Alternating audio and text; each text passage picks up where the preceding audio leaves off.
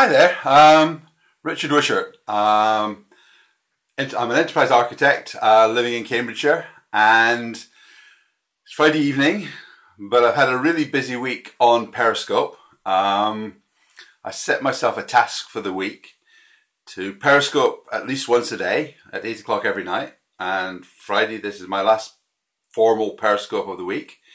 I've also done a lot of informal stuff as well, and I've played and I've learned, and it's been a really interesting week. I thought for a Friday night, as people are beginning to wind down for the weekend, and it looks as though the weather's going to, although it's not good at the moment here in Cambridge, it's supposed to be getting really good next week.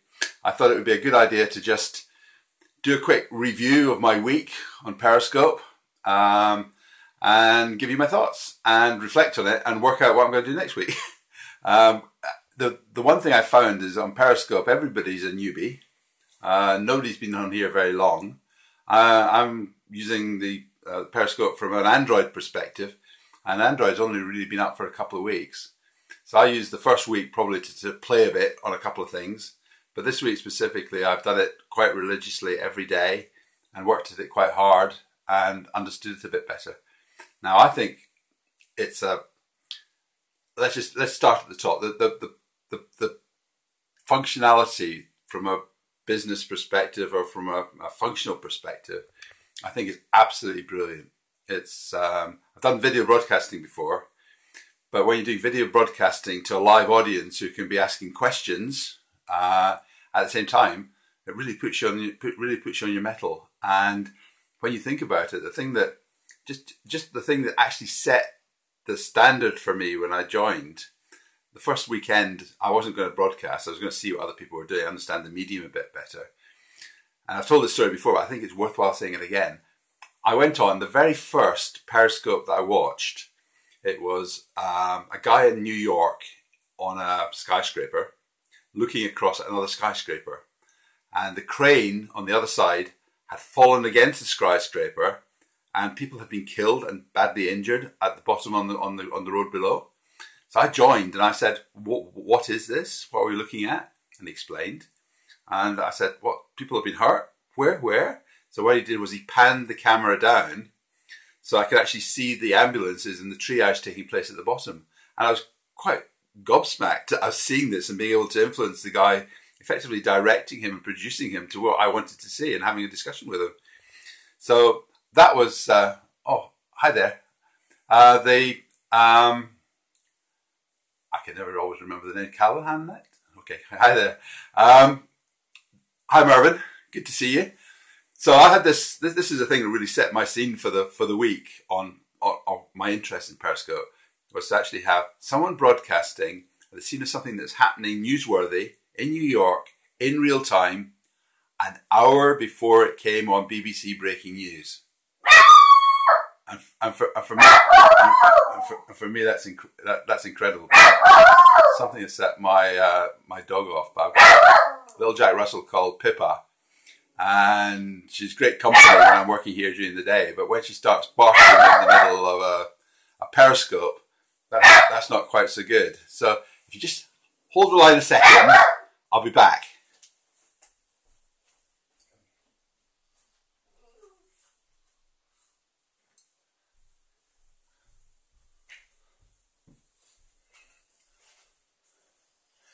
Okay, so here is the first dog on Periscope. So this is Pippa, my Jack Russell.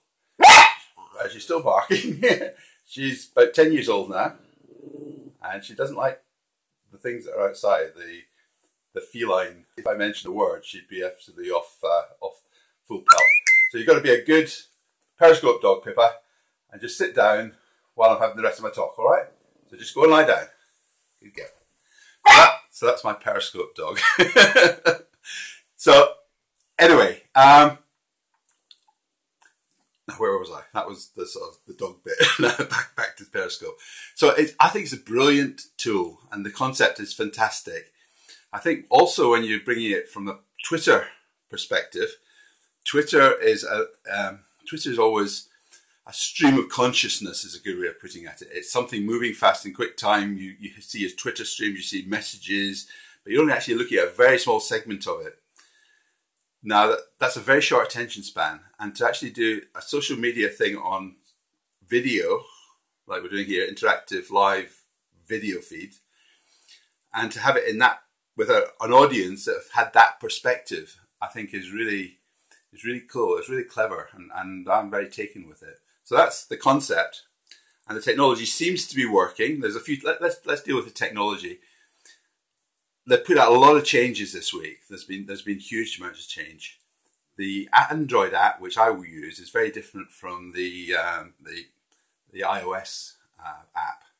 And that's difficult. It's difficult to understand what people are talking about. People are getting confused.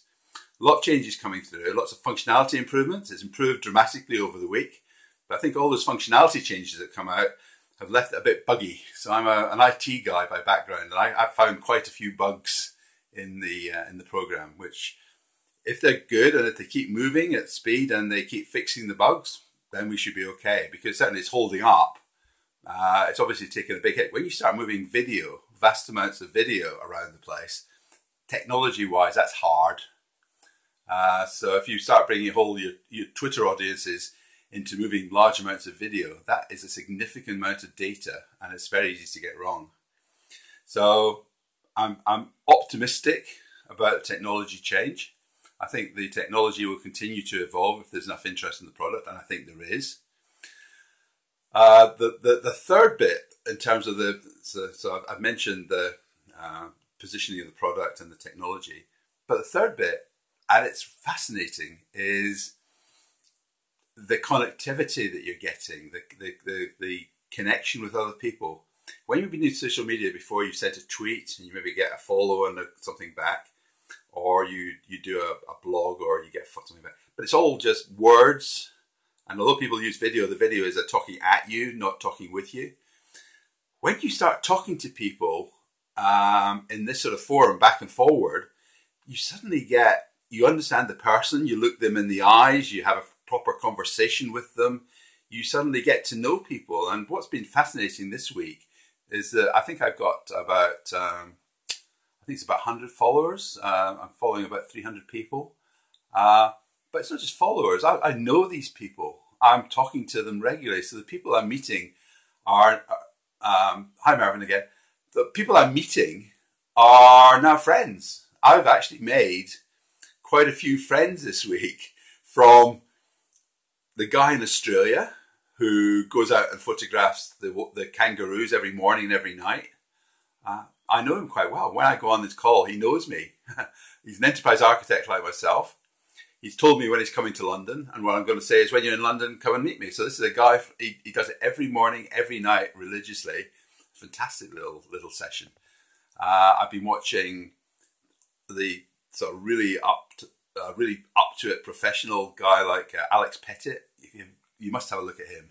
He really has a big audience and he manages it brilliantly. So he has a big stream of people watching him. He has lots of hearts going off. He has lots of stuff, and he's working the screen really hard, but you can see he's really into it, and I think that's great. You also get the cultural differences. So there's a lady in the States who I've watched and followed quite a bit, Diane, and very American, very sort of larger than life,